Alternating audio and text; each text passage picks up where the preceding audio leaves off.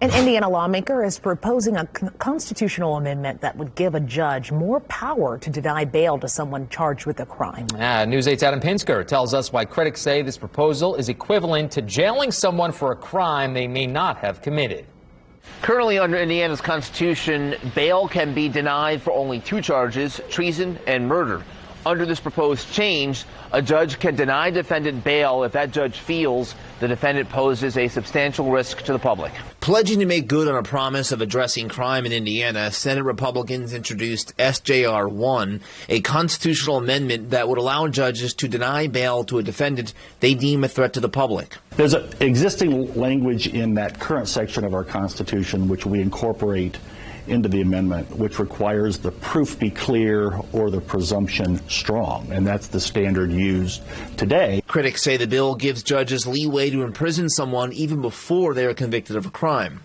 What the proposal does is it's taking an ineffective and unjust money bail system and creating an equally ineffective and unjust preventative detention scheme. Aaron George is National Policy Director of the Bail Project, a nonprofit that gives bail assistance to low-income defendants.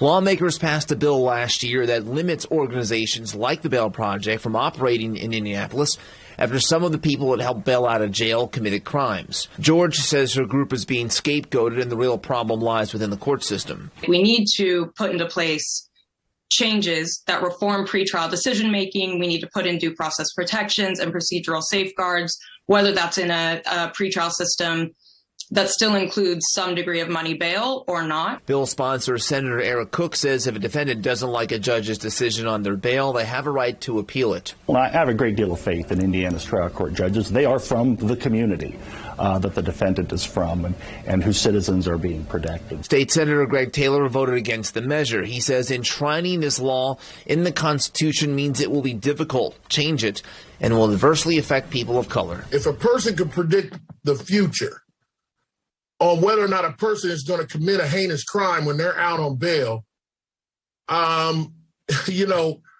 more power to them, but I leave that up to our Heavenly Father.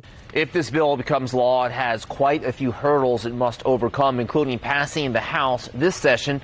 Then it comes back to the legislature in 2 years, where it must pass again before it can appear on the ballot in 2026, where voters will have to give it a simple majority to pass. Adam Pinsker, Wish TV, wishtv.com, and follow us on Facebook.